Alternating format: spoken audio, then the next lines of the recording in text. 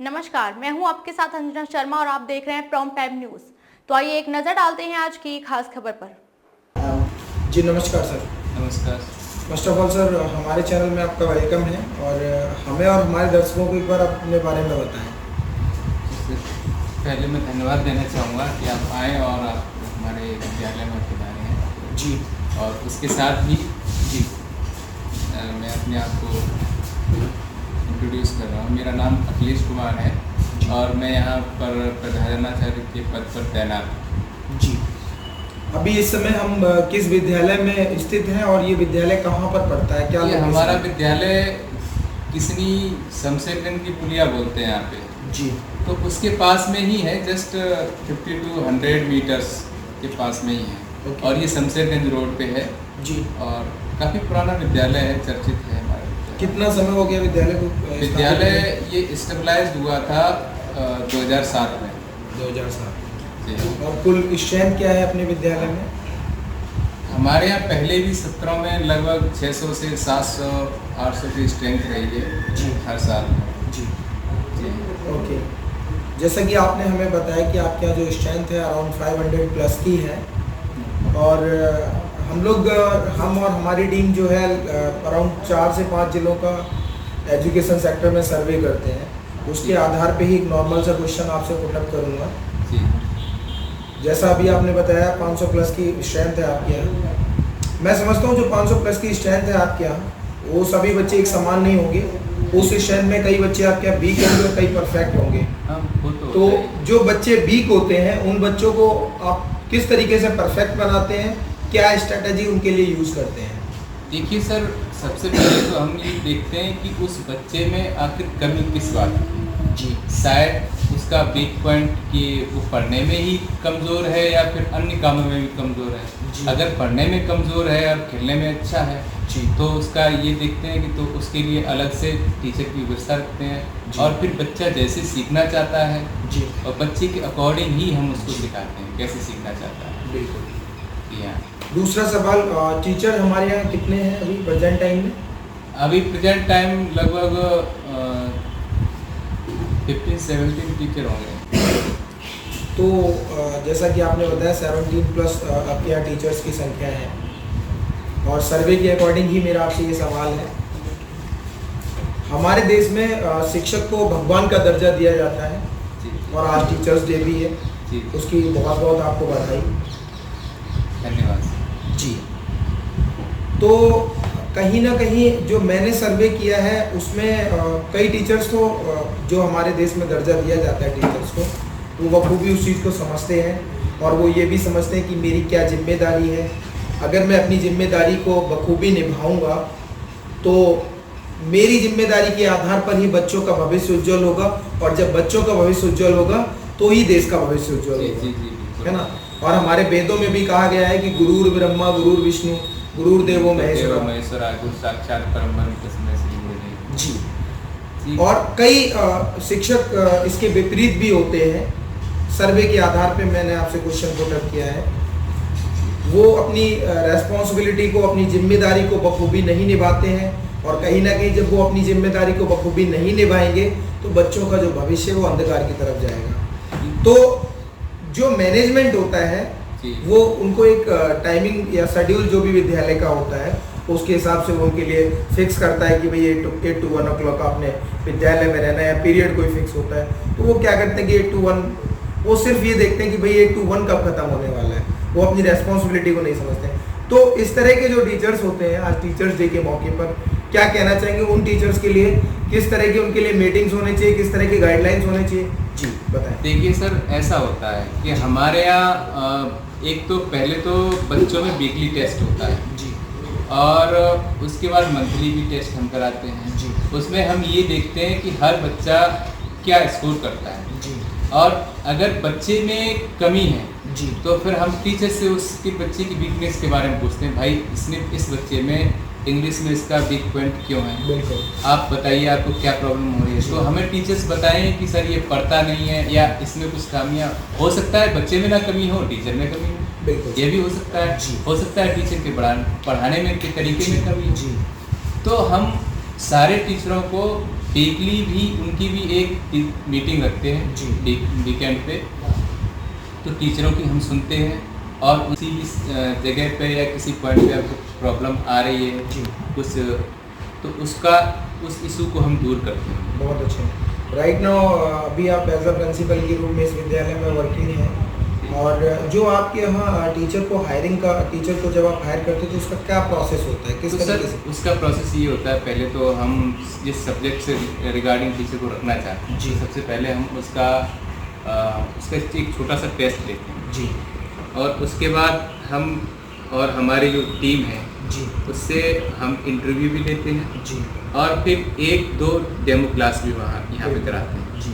अगर उसके according teacher fit हैं तो हम रखते हैं, अदरवाइज फिर अगला सवाल, हमारे देश में कुछ समय पहले, हमारे देश में क्या, मैं समझता हूँ सभी कंट्रीज़ में, दुनिया में एक ऐसी त्रासदी आई हुई थी जिससे बहुत सारे लोग प्रभावित हुए और शिक्षा पर भी उसका बहुत बड़ा प्रभाव पड़ा।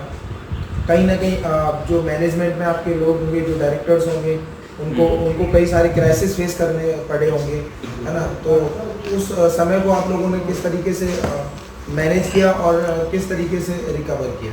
देखिए सर, उस समय तो यहाँ तक कि हमारे स्कूल नहीं, ऑल ओवर जितने भी विद्यालय थे जी। और जितने भी बिजनेसेस थे जी। वो सारे के सारे लॉस में गए। बिल्कुल। हमारा विद्यालय भी काफ़ी लॉस में गया था, इवन 2 इयर्स तक हम लॉस में रहे थे, बिल्कुल। तो उसका इफेक्ट तो पड़ा है। लेकिन हाँ, इतना है, हमने उस के दौरान जो भी टीचर्स यहाँ पे थे, जो भी हमारी टीम थी जी। और उनका तो हमने पेमेंट किया है जैसे भी तैसे।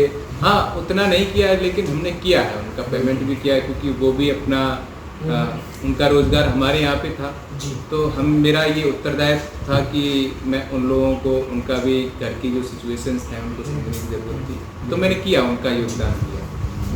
और यहाँ पर रही बात बच्चों की, तो मैंने कुछ समय तक उनका, जैसे अगर बच्चे स्कूल अफोर्ड नहीं कर सकते थे या स्कूल नहीं अटेंड कर सकते, तो मैंने गांव-गांव जाकर टीचरों को गांव-गांव भेजा और डे बाय डे भेजा, और पैसे भी ऑनलाइन क्लासेस हमने लगवाई बच्चों की, जो कि वो घर से बैठ के उसको अटेंड कर सकते थे। जी। मतलब इतना हो सके प्रयास हमने टीचरों को भी साथ में लिया और बच्चों को भी कवर करने की कोशिश की है। ठीक। आप अगला सवाल सर, और आपकी लाइफ से जुड़ा हुआ ये सवाल है, मेरे सर्वे के आधार पर, अनुभव के आधार पर, और आप बच्चे परफेक्ट होते हैं बट उनके अंदर एक डर होता है। जब आपने स्टडी की होगी, कहीं ना कहीं उस डर को आपने महसूस किया होगा, और मे भी हो सकता है कि आपने अगर महसूस ना किया हो तो आपके फ्रेंड सर्कल में किसी न किसी व्यक्ति ने महसूस किया होगा। बच्चा परफेक्ट होता है बट उसके अंदर डर होता है, वो टीचर से क्वेश्चन पुटअप नहीं कर पाते हैं। तो जब वो टीचर से क्वेश्चन पुटअप नहीं कर पाएगा तो परफेक्ट की जगह वो वीक होता चला जाएगा। जी। है ना? तो इस तरह के जो बच्चे होते हैं, इनका डर आप कैसे निकालते हैं? और मॉर्निंग में आपकी असेंबली भी होती होगी, उस असेंबली में किस तरीके से बच्चे को मोटिवेट किया जाता है ताकि वो परफेक्ट से वीक हो? देखिए सर, हम पहले तो जब हमारे यहाँ विद्यालय में जो असेंबली होती है, तो असेंबली में सबसे पहले बच्चों को गाइड किया जाता है कि बच्चे अपना खुद से बोलना सीखें। हम बच्चों से कभी ये नहीं कहते कि आप कहीं से, जैसे थॉट्स वगैरह हम बुलवाते हैं, हर एक बच्चे को थॉट्स वगैरह है या न्यूज़ इवेंट्स वगैरह बुलवाते हैं यहाँ पे असेंबली में। तो सर मैं ये नहीं कहता हूँ कि वो आप किसी से सुन के आओ, कहीं से लिख के लाओ, कॉपी पेस्ट करके लाओ। मैं ज़्यादातर बच्चों को, अगर मैं भी क्लास में पढ़ाता हूँ, इवन हमारे यहाँ टीचर्स हैं लेकिन फिर भी मैं भी पढ़ाता हूँ क्लास में, तो मैं ज़्यादातर एग्जाम्पल्स लेके चलता हूँ और बच्चों की एग्जाम्पल्स की तरह ही उनको समझाता हूँ, ट्रीट करता हूँ। तो मैं उन एग्जाम्पल्स को उनकी पर्सनल लाइफ में भी उसको इम्प्लीमेंट करने की कोशिश करता हूँ। बहुत बढ़िया। तो इसलिए बच्चे जो है, क्योंकि बच्चे क्रिएटिव बन सकें। बिल्कुल। अब वो बच्चे घर से जाएंगे तो कुछ अपना कुछ नया तैयार करके लाएंगे। मैं इस सोच पे ज़्यादा फोकस करता हूँ। जी। कंपटीशन का टाइम है और कॉम्पिटिटर बहुत सारे हैं, इसी रो में कई सारे आपके विद्यालय हैं। हमारे विद्यालय में ऐसा क्या यूनिक है जो गार्जियंस अपने बच्चों की एडमिशन हमारे विद्यालय? देखिए सर, हमारे यहाँ ये यूनिक है कि हमारे यहाँ वेल ट्रेंड टीचर हैं जी। और सभी उस स्थिति से गुजर से आए हैं। हालांकि जो भले ही गवर्नमेंट जॉब में नहीं है लेकिन उनका एक्सपीरियंस अच्छा रहा है जी। तो यहाँ पर वो सारी एक्टिविटीज़ होती हैं जो अन्य संस्थाओं में जो हमने जो सीखा है जी और वो जैसे टीचिंग के दौरान किस किस एक्टिविटी क्या है मतलब लर्निंग बाय डूइंग जी ये प्रोसेस रहता है तो बच्चा जब करके सीखेगा तो कुछ सीखेगा और खेल खेल में सीखना ये हमें सिखाया गया है जब हमने अपनी टीचिंग ट्रेनिंग की थी तब हमने सिखाया कि खेल खेल में बच्चों को कैसे सिखाते हैं तो ये सारी वो एक्टिविटी होती हैं और बच्चे बहुत ही इंटरेस्ट होते हैं इसमें। अगर कोई गार्जियन से आपसे कांटेक्ट करना चाहे एडमिशन से रिलेटेड या उसकी कोई भी क्वेरी होती है क्योंकि गार्जियंस के दिमाग में बहुत सारी क्वेरी चलती हैं तो उसके लिए एक बार हमें विद्यालय का पूरा नाम और अपना एक कॉन्टैक्ट नंबर क्योंकि ये जो इंटरव्यू मैंने किया है ये आपका लगभग 20 से 25 किलोमीटर आपका ये मान के चलिए जो हॉस्टल में स्टडी नहीं करेंगे उनके लिए और अगर कोई व्यक्ति हॉस्टल में स्टडी करता है तो उसके लिए भी आप अपना एक कॉन्टैक्ट नंबर प्लस पूरा एड्रेस विद्यालय का कंफर्म कर दीजिए। ठीक है सर जो मेरा विद्यालय जो संस्था है उसका नाम है श्रीमती इंदिरा यादव जी आवासीय इंटर कॉलेज ये शमशेरगंज रोड पे है जी और मेरा जो कॉन्टैक्ट नंबर है वो है 8168 830461 और thank you so much sir आपने हमें अपना वैल्यूएबल टाइम दिया। एक दूसरा हमारा कॉन्टैक्ट नंबर है जी। वो भी हम आपको बताना चाहेंगे जी कॉन्टैक्ट नंबर है 9458232102। थैंक यू सर आपने हमें अपना वैल्यूएबल टाइम दिया। नमस्कार धन्यवाद। ठीक है जय हिंद जय भारत। जी नमस्कार सर इस समय सर हम आपके विद्यालय में विद्यालय का क्या नाम है सर? सर हमारे विद्यालय का नाम है Shrimati Indira Yadav ji. Residential inter college जी और आपका पूरा नाम सर?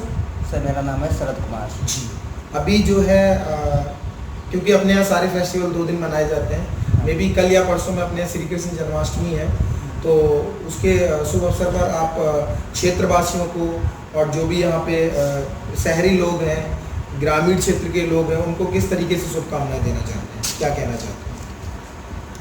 मैं इस जो जन्माष्टमी आ रही है जी उसके शुभ अवसर पर सभी क्षेत्रवासियों एवं हमारे जो हमारे यहाँ ग्रामीण के गार्जियंस वगैरह जिन बच्चे जो पढ़ते हैं उनके गार्जियंस को जी। और जो लोग हमसे कभी भी संपर्क में रहे हैं उन सभी को मैं बहुत बहुत धन्यवाद देना चाहूँगा जी और आपको बहुत बहुत जन्माष्टमी की बहुत बहुत शुभकामनाएं हों। जी बस धन्यवाद। धन्यवाद।